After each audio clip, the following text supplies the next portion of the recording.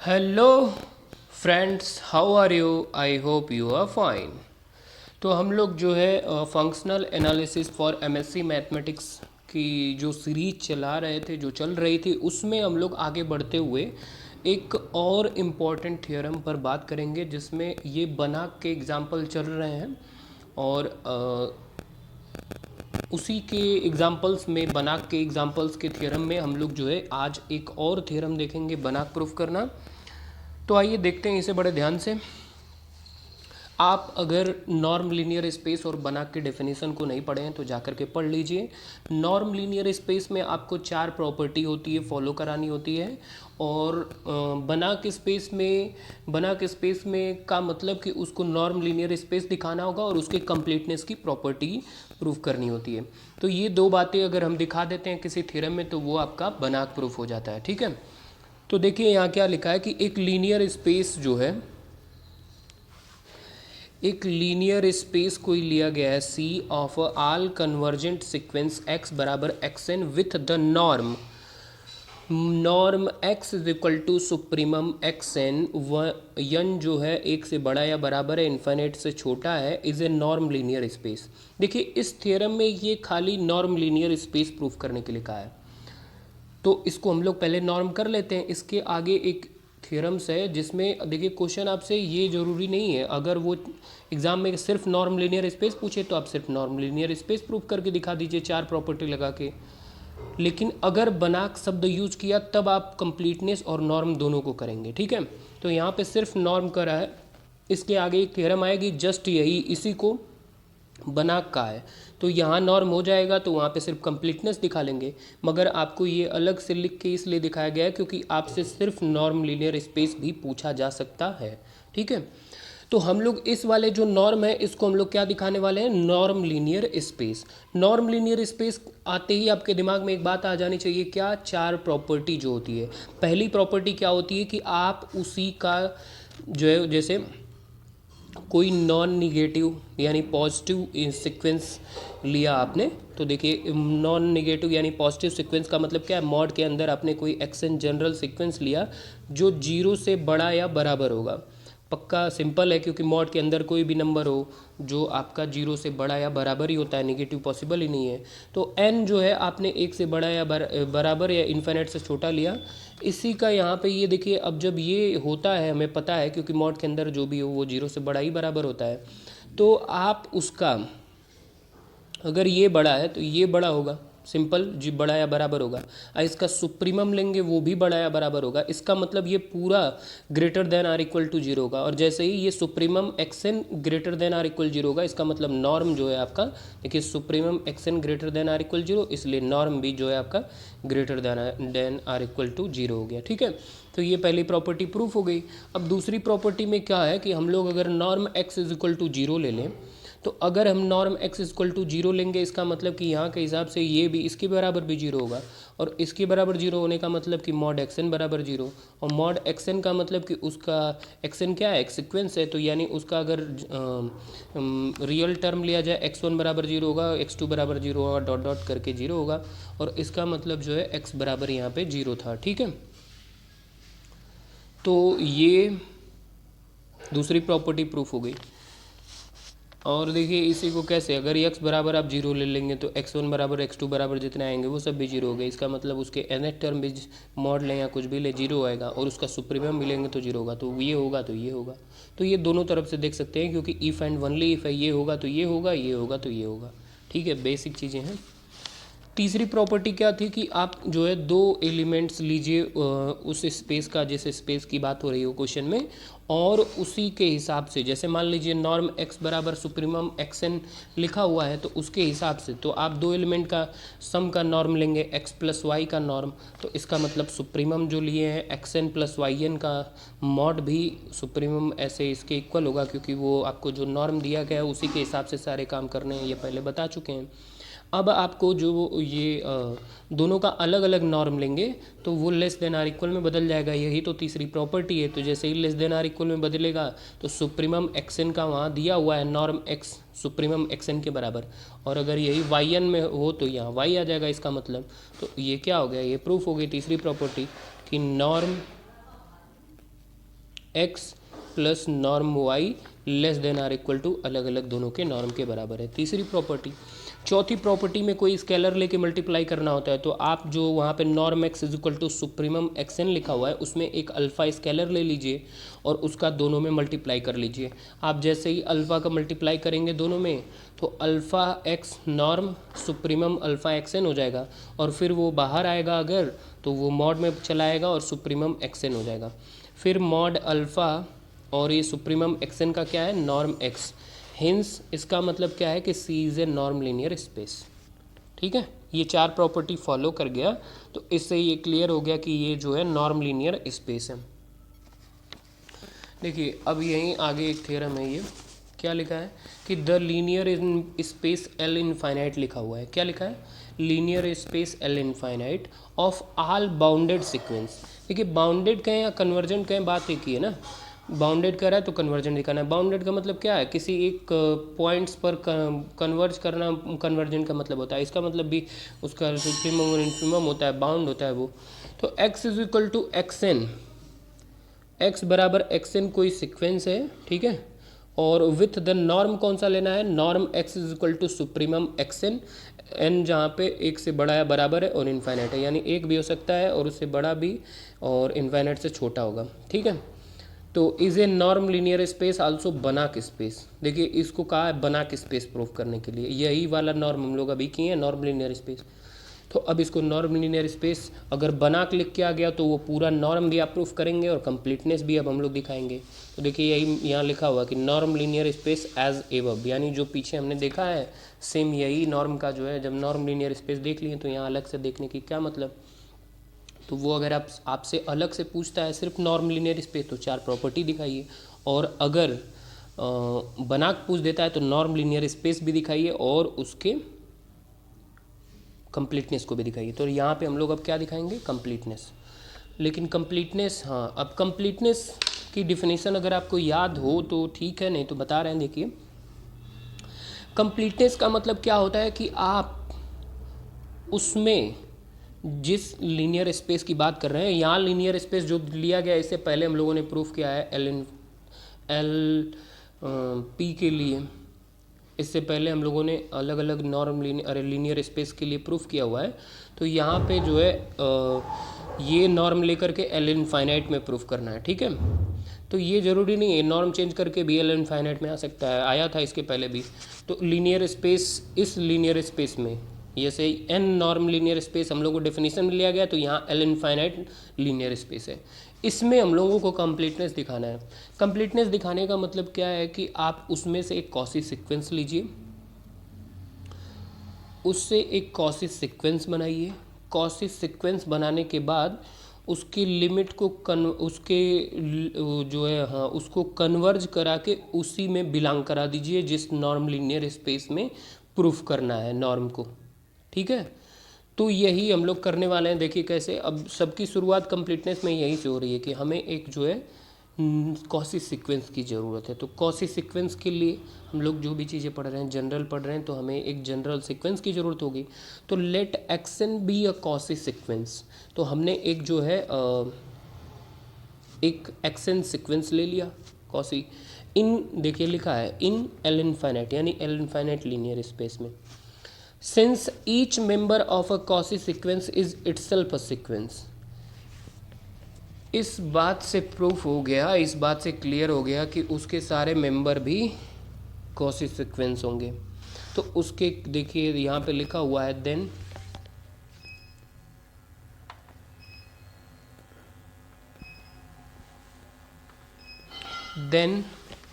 X n is equal to x1 x2 dot dot dot xi, और वो किसका है, एन एन एन लगा हुआ है, यानी एन टर्म के लिए, एन इस वाले के लिए।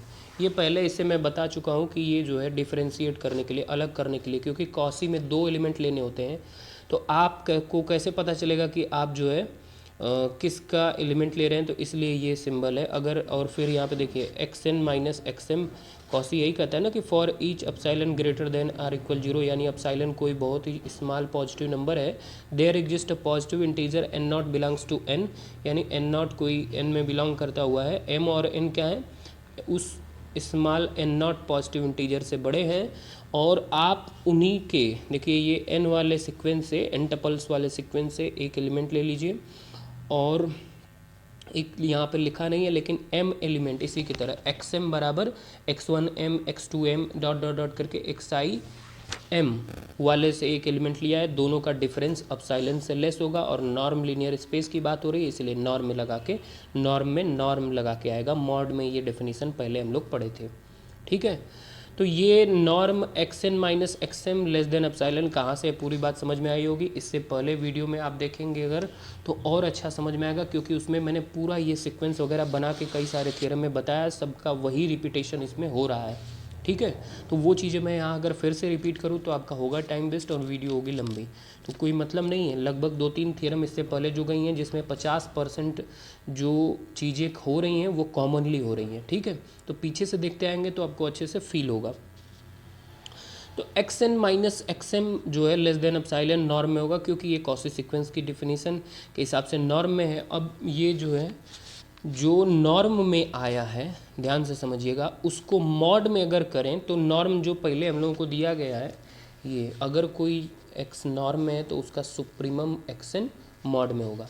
तो उसी हिसाब से क्योंकि लेके उसी को नॉर्म को चलाना है तो उसी हिसाब से इसका जब सुप्रीमम लेंगे हम लोग तो supremum xi n minus xi m का मॉड लेस देन अपसाइलन हो जाएगा, ठीक है। और आई जो है 1 से इनफाइनाइट तक है, 1 से इनफाइनाइट तक यहाँ देखिए लिखा है, ये तो क्वेश्चन में ही दिया है। तो ये आपका कॉची सीक्वेंस अभी नहीं हुआ है क्योंकि अब देखिए ये हो गया, ये बात आपको क्लियर होगी ना कि ये उस नॉर्म के हिसाब से मॉड में कन्वर्ट हुआ। अब आप एक बात बताइए कि किसी नॉन निगेटिव सीक्वेंस का कहें या फिर उसके टर्म का कहें, सुप्रीमम कहें या फिर उसके किसी विशेष टर्म का कहें, वो विशेष टर्म को भी ले लें तो वो भी आपका जो है अपसाइलन से छोटा ही होगा क्योंकि अपसाइलन एक स्मॉल पॉजिटिव नंबर है, ठीक है।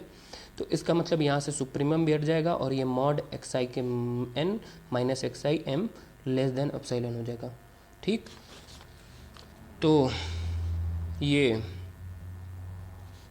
क्लियर हो गया।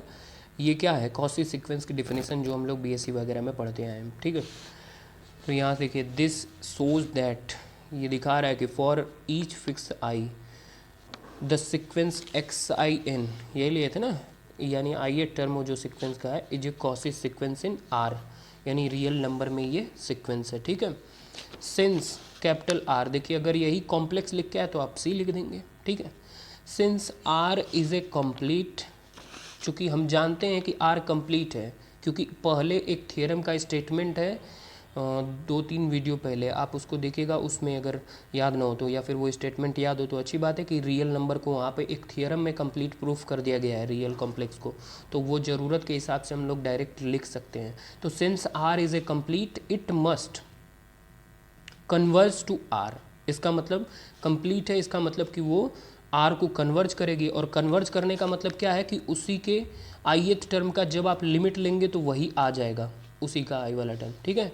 तो limit n tends to infinite जब आप लेंगे तो xi, ये भी सब में हो रहा है, xi n is equal to xi आ जाएगा और i क्या है 1 से लेकर के n तक, ठीक। तो बाई यूजिंग दीज लिमिट, इस लिमिट का यूज़ करके वी गेट, हमें क्या प्राप्त हुआ xi, इसका मतलब xi का मतलब क्या है कि x बराबर x1 x2 dot dot dot करके इन्फाइनाइट तक। अब अगर limit m tends to infinite ले लिया जाए इक्वेशन 2 में, इसमें m टेंड्स टू इन्फाइनाइट ले लिया जाए, क्यों, क्योंकि हमें कन्वर्जेंट प्रूफ करना है भाई ना, अभी तो कॉसी हुआ, तो अब उसी में कन्वर्जेंट करना है और कन्वर्ज करके उसके एलिमेंट उसी में ले जाकर दिखाने हैं। मैं शुरुआत से ये बातें बोलते आ रहा हूँ, इतना सुनते सुनते याद हो गया होगा आपको ना कि अब भाई कॉसी दिखा तो अब कन्वर्जेंट करना है।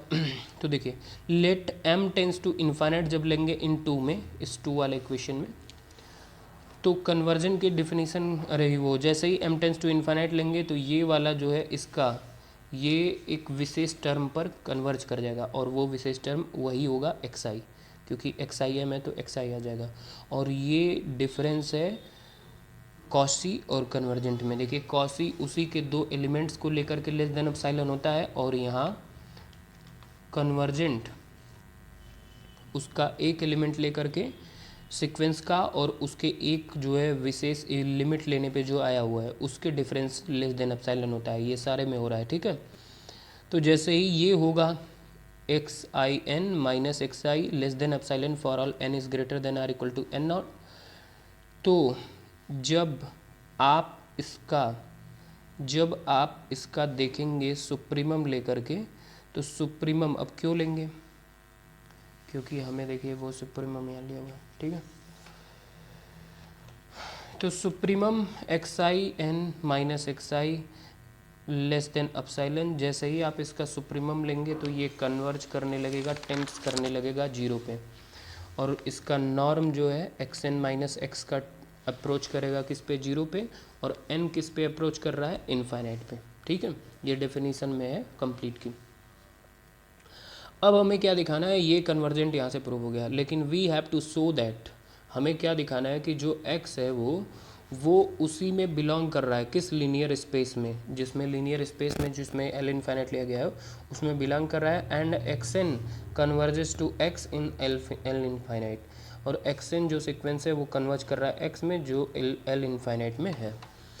तो इसको दिखाने के लिए क्या करना होगा, जो हमारा x है उसका एक जनरल टर्म लेना होगा। तो कंसीडर किया गया जनरल टर्म मॉड एक्स आई, और मॉड एक्स आई को हम लोग क्या लिख सकते हैं, उसके अंदर जो है आप एक्स आई एन जोड़ या घटा सकते हैं, ठीक है। और जोड़ या घटा सकते हैं क्योंकि उससे कोई फ़र्क नहीं पड़ता। अब आप ऐसा करेंगे क्यों, क्योंकि हम जो है इसे इनइक्वलिटी में बदलना चाहते हैं।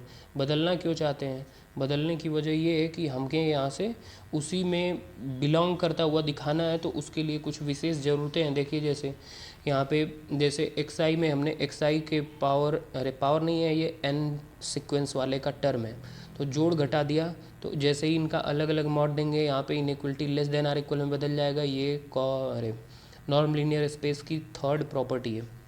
इक्वेशन नंबर 4 बन गया।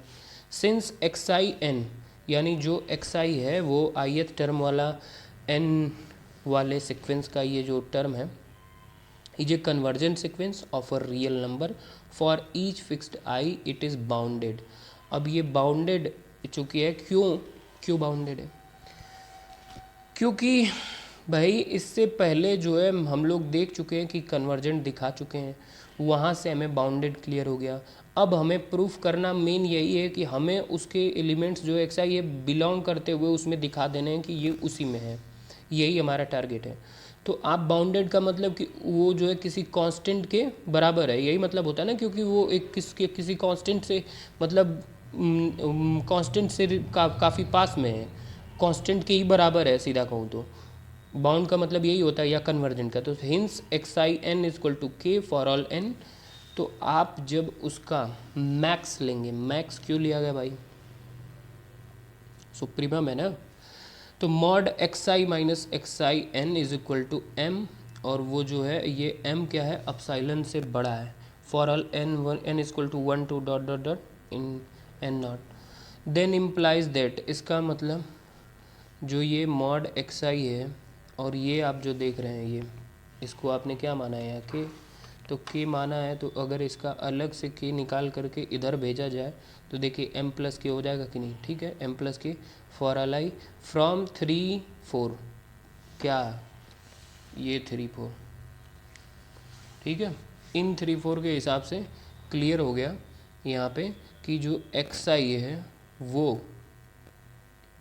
उस लीनियर स्पेस में बिलोंग कर रहा है, ठीक है। From equation 3 x n converges to x in L infinite. Equation 3 से क्लियर हो गया कि ये जो एक्स एन है वो कन्वर्ज कर रहा है एक्स इन एल इनफाइनाइट में, there for l infinite is a complete and it is बना के स्पेस, इसलिए ये क्लियर हुआ एल इनफाइनाइट जो है वो आपका कंप्लीट है, और कंप्लीट हुआ तो नॉन लीनियर स्पेस पहले प्रूफ कर चुके हैं, इसीलिए ये बना के स्पेस है, ठीक। कोशिश करा हमने पूरा समझाने की, ठीक है। और जहाँ प्रॉब्लम हो रही है तो ये समझिए कि वो पीछे की डिफिनीसन को अप्रोच कराना, वो सारी चीज़ें हमने वहाँ भी कोशिश करी पूरी बताने की। अगर वो बातें आपको क्लियर होंगी तो आपको पूरा समझ में आएगा, नहीं तो थोड़ी प्रॉब्लम हो रही होगी। और हायर मैथमेटिक्स है भाई, ठीक है, प्योर मैथमेटिक्स है। तो यहाँ पे चीज़ें, हर चीज़ें सोच करके, मतलब ज़रूरत के हिसाब से आपको एक कॉन्सेप्ट में लगाना होता है, ठीक है। तो पूरी तरह दिख जाने में पूरी तरह हर एक चीज़ बड़ा स्ट्रांग होना मैटर रखता है। Thanks for watching this video, thank you, और थैंक यू।